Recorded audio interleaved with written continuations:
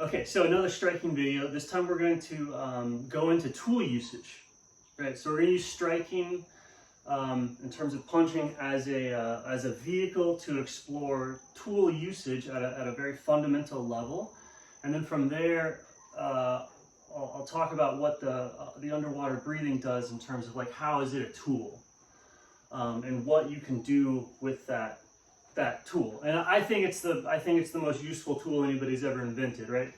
There's a lot of tools that are interesting, just ways people that have figured out how to do stuff, like a lever, a fulcrum, a pulley, like a wedge, right? So that's the type of tool that I'm talking about. Or a lens. A lens would be an optical tool, right? Just very simple, bending the light slightly, right? That's another type of a tool. So a lens, a telescope, right? These simple tools. Man, what is a computer? Like a logic gate, a yes or a no? So a computer is a tool that lets you maintain logic, right? Like as you think, you have to go yes, no, yes, no, yes, no, and remember that entire chain. And then that entire chain is like the idea, and you have to remember that. So the computer lets you remember and transmit it. Cool stuff like that. Anyway, so punching, right? Let's break it down. What are we trying to do? Because you have to know what you're going to try and do, and then that's the way that you use. That's the way that you invent a tool. Like when you create a tool for something, it's like that's next level understanding of it, because you've looked at the essence of what you're doing, and then you've just done something to give you a greater fulcrum or a greater effect, right? You've reached out and started to use reality as yourself, is tool usage. So with punching, what are we trying to do is that there's a person here, right? There's a bag of water. There's a bag of water with bones in it, and when you punch, what you're trying to do is increase the pressure in that water bag as rapidly as possible, and in a small area, to cause tissue damage. And as they absorb the pressure, you know, the whole thing goes backwards. So ideally, you're trying to put as much energy into them as you can, as you would with like a shove. Like imagine how hard you could shove somebody. What you're trying to do is a shove takes place over a longer impulse, right? And so a punch is trying to get all of the energy of a shove to happen at the point of contact, and then it also wants to get the point of contact as strong as or as small as possible. And then what that does to somebody, you just visualize like just how you absorb pressure, and over what rate you can absorb pressure. So as you play with somebody, it's good to explore these drills, right? To be in a tangent, it's like understand the situation, understand what you're doing, to make the tool. So if you want to play with this, you can play with this at any skill level. Like you can somebody can shove you, and you'll see what that shove does to your body, right? That you don't have to do anything to it, and you can have them push you, you know, and you'll see what that does, and then you can go harder and harder and harder, and you'll see like what applying a lot of pressure right there does to you. Right, and you'll find that not very much pressure will push your head to the side. And if you fight it, it just transfers the strain elsewhere. Like have somebody push your head and like fight what they're doing, and you'll see it just transfers the strain. And then if you don't fight what they're doing, you'll see that it like rotates or moves the part. So when you're punching, or when you're getting punched, in just a split second, either the neck's going to fight it and you're going to cause damage or fatigue, right? Like maybe not damage at first, but you're going to fatigue where the person absorbs the impact. So if you want to fight any impact, you take it like with your musculature, and you can do that at a low speed. And you'll feel what it feels like to brace up and fight and take pressure, And then that goes into the muscles, and you can see that you can only take as much pressure as your muscles can do in both endurance, coordination, speed, right, and strength. And so you get tired over time. So if you're in a sport fighting event where you're taking a lot of hits, those guys, the padding slows the impulse of the hit down enough that you can take more and more of it musculature, like more of it in your muscles.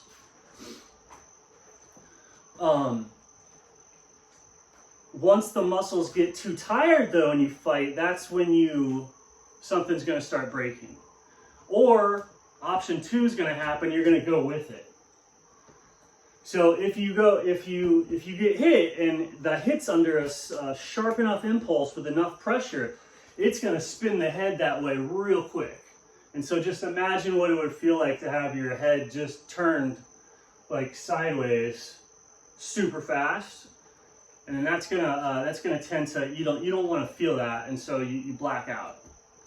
Or it starts pulling crap, like you could sprain your neck, or if it happens to a limb or this area goes and the rest of the body is like too far behind it, that's where you get tissue damage. Right? So you're trying to accelerate a small portion of the body faster than the rest of the body can keep up with it. And if somebody is absorbing your hits perfectly, the hit comes in and they absorb it with their whole body and their mind. Right? Like if a person's on point, they can absorb the hits with the mind. And people call that dodging or good footwork. Or if it's coming in and you just start to step back and it doesn't land, you absorb that with your whole body. Like responding.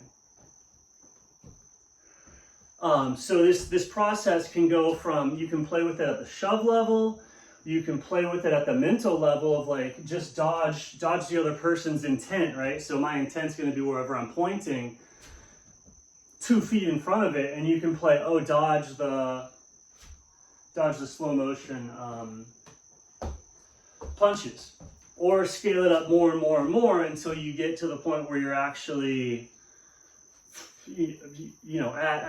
at pro fighter level, at least the good guys, not the slug it outs, but like a whatever Muhammad Ali type person, or anybody that's like fighting somebody who is way below their skill level.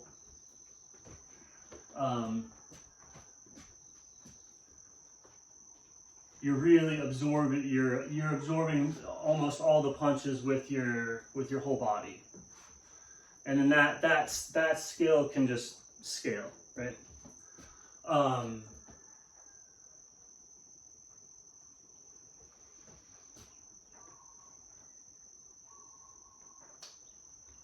So that's what we want to do. So what's going to help us do that? What sort of tool is going to help us do that? And so what are the things that we're focusing on? We're focusing on impulse. So how much force can I get to hit into that person in a single instant rather than be delivered over a time span like a shove, right? That's going to get me maximum acceleration, and that's going to give me maximal muscle strain and fatigue, or like max tissue damage from accelerating a part of the body away from the rest of the body.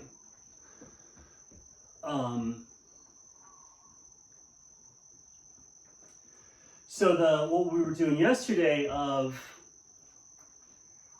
pushing, the traditional mechanics of grounding in terms of like generating a punch, and this is the stuff that people drive in as perfect form. That's a lot of that behavior is as if you're in like no water whatsoever, and you're just kind of in that disassociated like dream state. The water's all inside of you, right? You're not aware that you're in it. It's inside of you, right? So that type of like boxing or fighting training is going to be very, very technique based. And so that's got these particular structures, these forms, the hip rotations, the everything that everyone coaches in terms of what your structure needs to be doing. That's correct for getting energy from below, from the material and it has like a,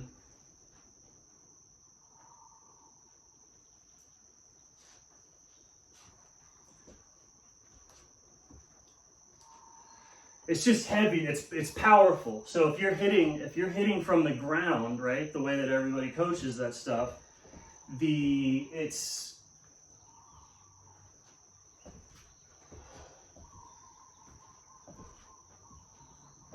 powerful. But to be down there, you have to be heavy. You have to be a little bit heavier, and to be like really in it, it's not sensitive because you're like above it, and your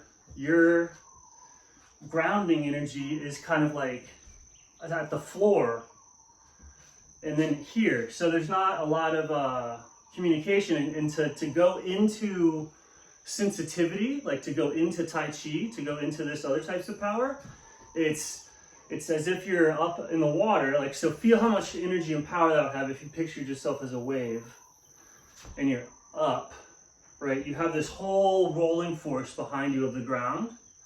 And so that's going to lead to just you're going to output massive amounts of power.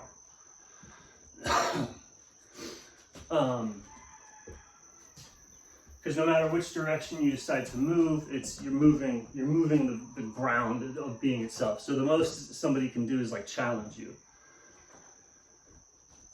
That's a heavy state of being, a heavy, isolated, individuated state of being. To drop into the fuzzy woo stuff of the etheric punch or whatever, you're sinking into presence, and then that's like falling into underneath what you were previously grounding on. This is also an inversion of the world. So as you sink into it, that's when this other stuff happens of like, how am I generating force now? I'm not pressing into the ground nearly as much. I'm a little bit, it's less. And the more that I come into this state, the less I press on the ground. So how do I, the only way to move and maintain the sensitivity is you're swimming. So the movement pattern inverts, and you can go back and forth very quickly. But this one I have to like just be pushing. I have to be pushing off of the space because the space is full. I'm letting the space be full, and that actually changes the location of my being from above to full. And in here, much more sensitive, much more connected to everything because all the waves are up there. Like to sink down is an inversion. And you're looking at the same surface, but from the other direction, right? One direction, you're looking at the surface from the standpoint of an eye, which is on top of one of the waves, looking at the surface, versus dropping below into being, and looking at the surface from the standpoint of the water, deeply interconnected, right? So you're suddenly in this, like, there's a fight thing happening kind of above you, right?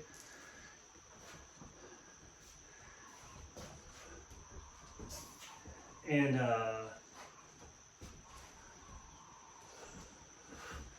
so then at that point you would be using the sensitivity that you have below, not even worrying about what your body is doing, and just look at the other person via this energetic sensitivity that you're in, and doing these moves just because that's how you have to move to stay connected to the ground and be energetically sensitive.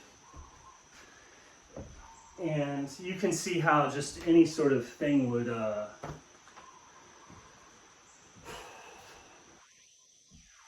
result in kung fu, kind of, right? So,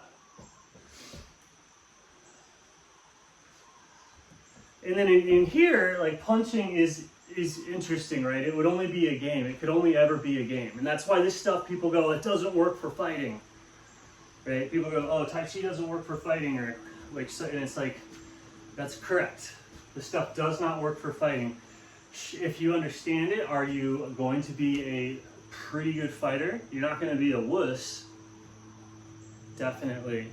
Like, you're not going to be a non-fighter if you understand this stuff, but also simultaneously you can't be a fighter. Because it's a game. So you could get incredibly good at a game, but the instant that it gets real, this is the dominant posture.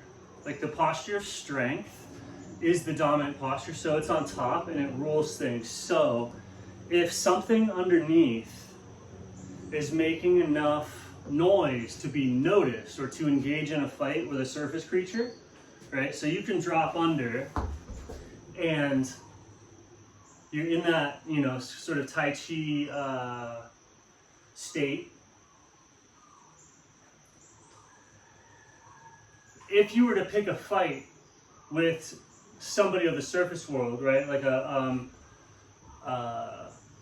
somebody who's, you know, whose identity is a fighter, right, and that identity is based off of their context, right? So you're maybe down below and you've engaged, you've taken on the identify as a fighter because you want to engage in a fight with a fighter to see like, oh, who's better, the Tai Chi guy or the fighter? And if there's, normally they wouldn't engage. There's no separation, right? Surface, no separation. Up here, there's engagement. There's two waves. What's going to happen when they hit? Oh my God, I'll pay $78 to see that. There's fights and conflicts up here. So, but up here, it's like this Tai Chi stuff isn't a wave. Up here, it's like, which wave's bigger, bro? Which wave is bigger? If somebody's truly in the Tai Chi space down here, it does not make sense